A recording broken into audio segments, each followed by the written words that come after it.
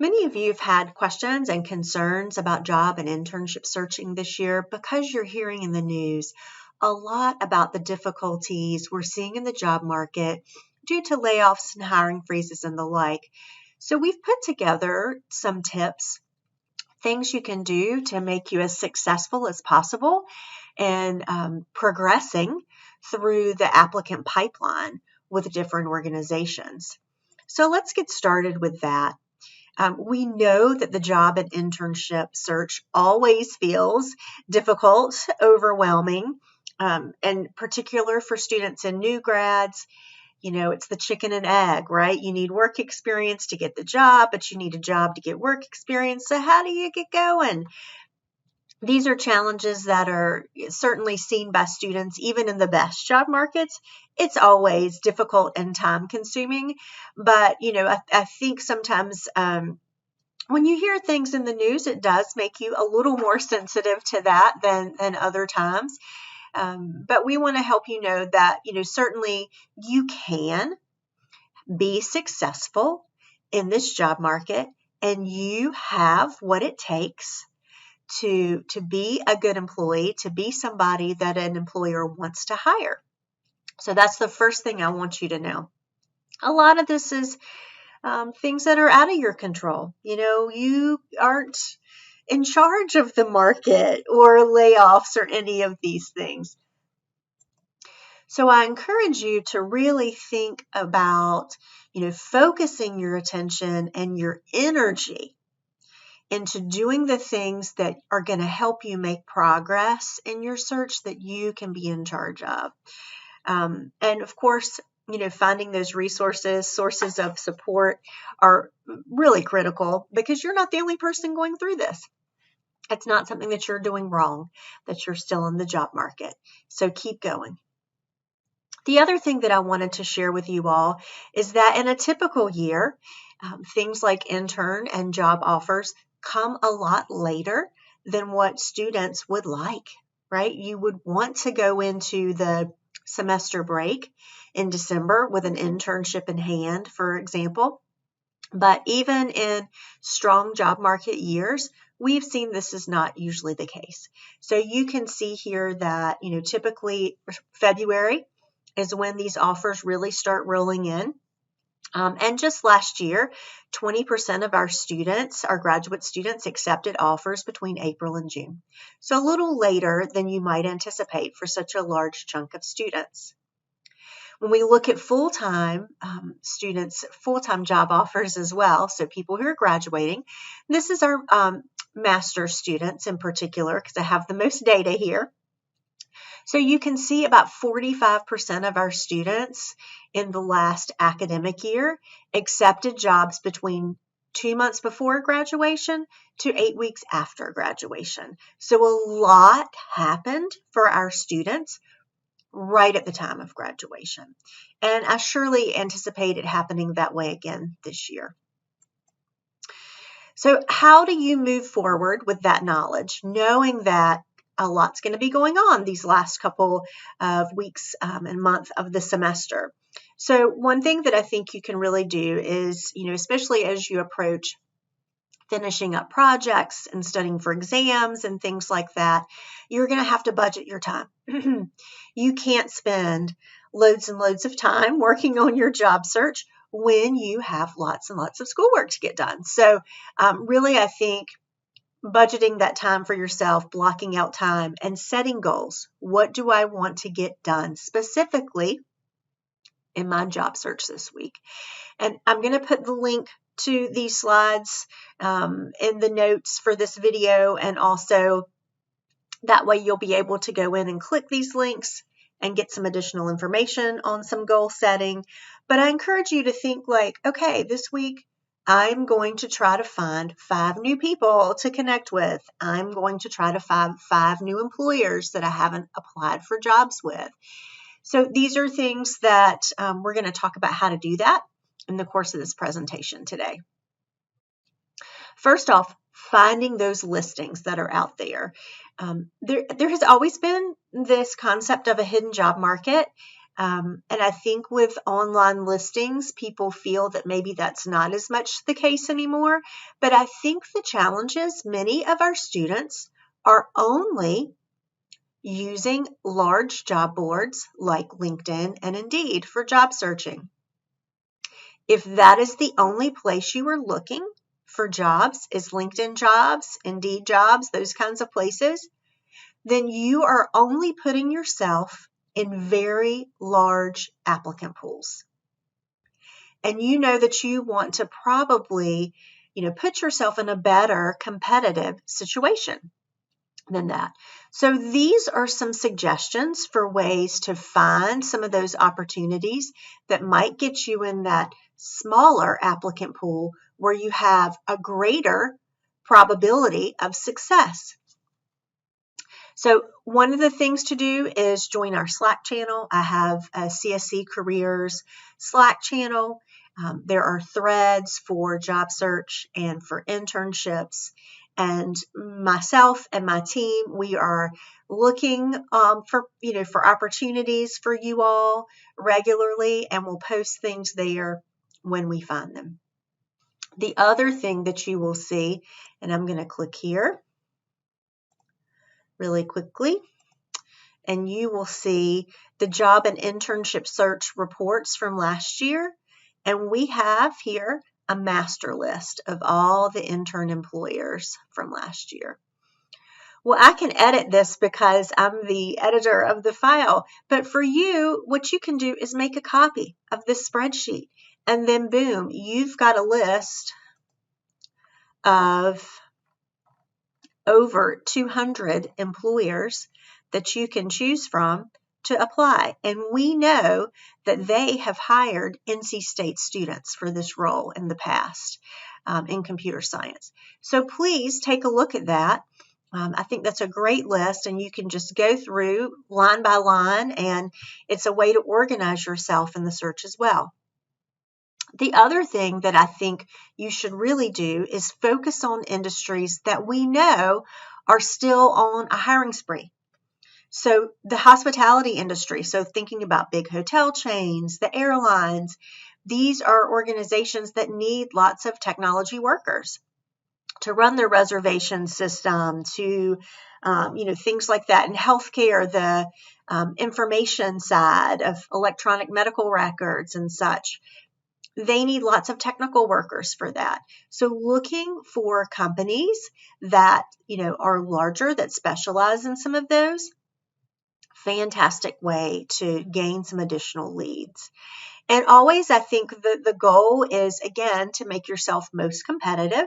You want to sort your jobs when you go to the company page by the date posted. Apply for those that have been posted in the last week or two, okay?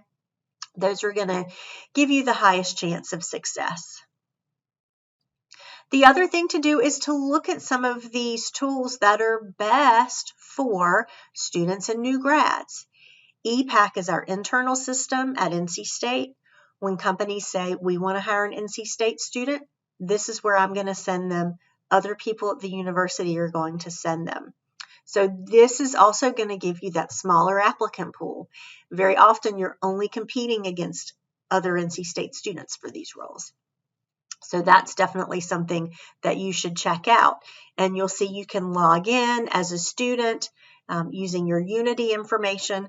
Please, please, please go in, set up your profile, and set up a job search agent for yourself so that you can get notifications of new opportunities being posted.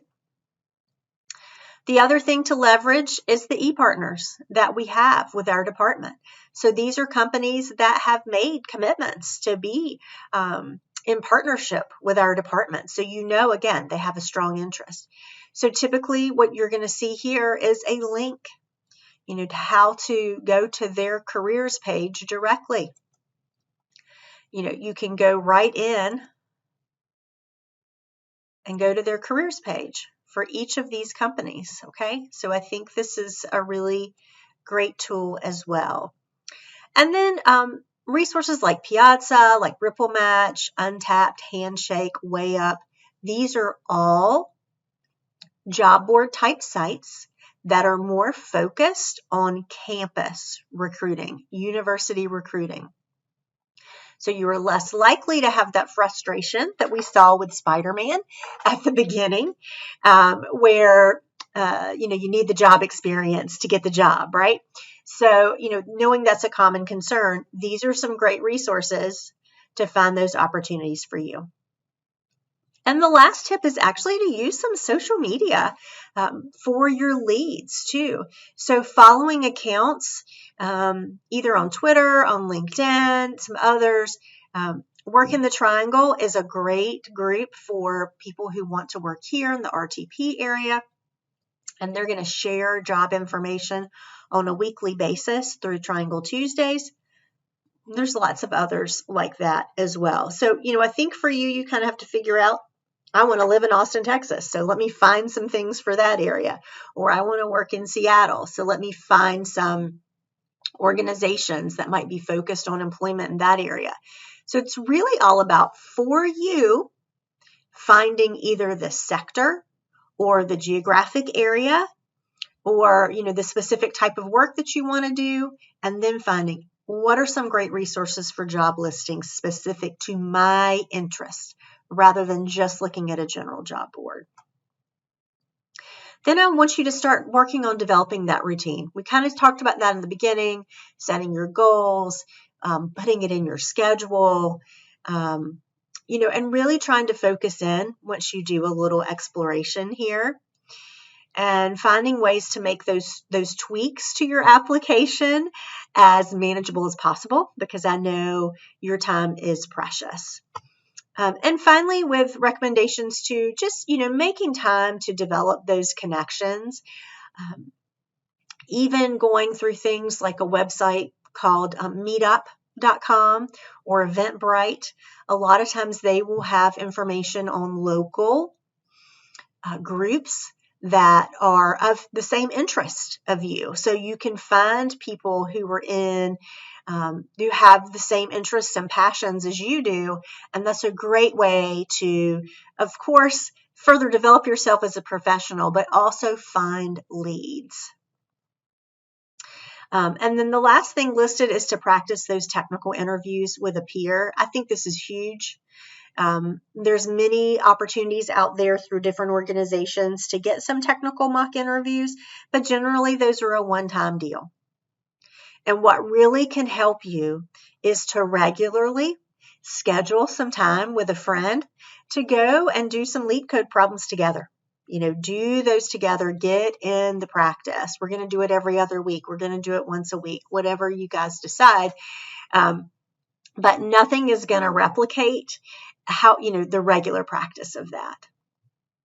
So other ways to leverage and expand your network, obviously there's a few different scenarios listed here, and it's really important for you to think about, how am I approaching somebody? Am I at a career fair? Is this at a networking event locally? Or am I contacting them virtually?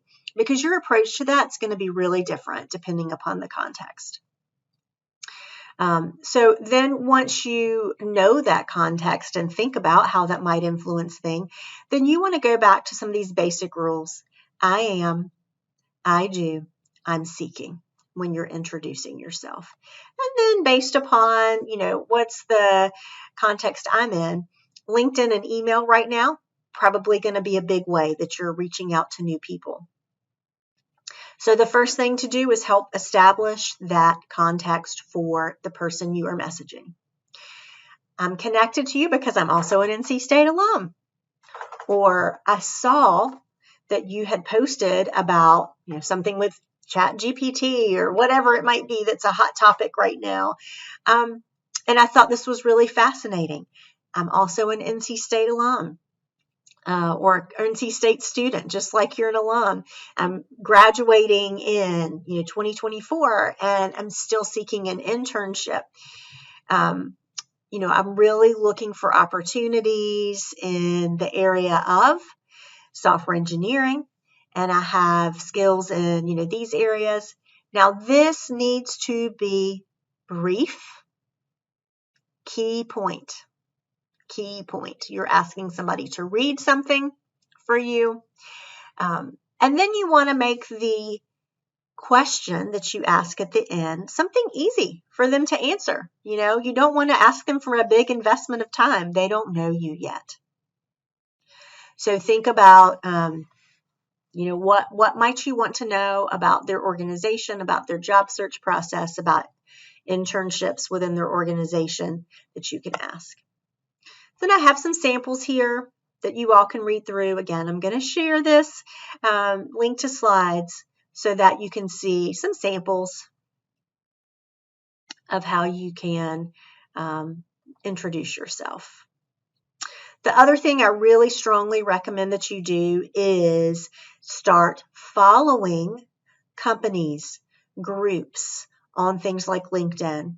This is a good way to be in conversation with your colleagues. So this is really important for you to do.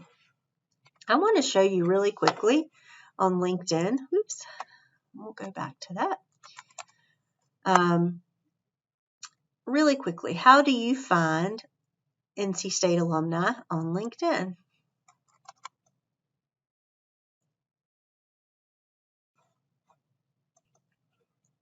Okay, now that we've got the page loaded, we're going to click on alumni, and you'll see that you're able to filter by things like location, but also where do they work? What do they do?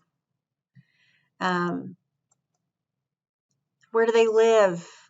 This is a great way to just find out more alums that, might have the type of jobs that you want to have and get their advice and insights. So that's really a great way to go about that.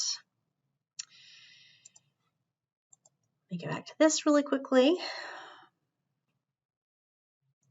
But start having that conversation, in a thread. Somebody that you might be fascinated with, you want to comment on their post, and it's a good way to be seen by others as well. And you can also share your own content. Maybe you read an article that you want to share and have your comment on, etc. So here's some ideas for things that you could post yourself as you're developing your own content, making comments on that.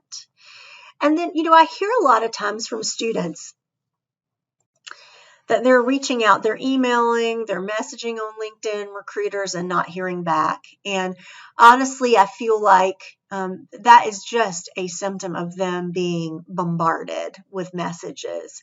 So one of the reasons why you see me recommending the approach of reaching out to alums is because they are less likely to be bombarded with questions and requests from people they don't know than recruiters are.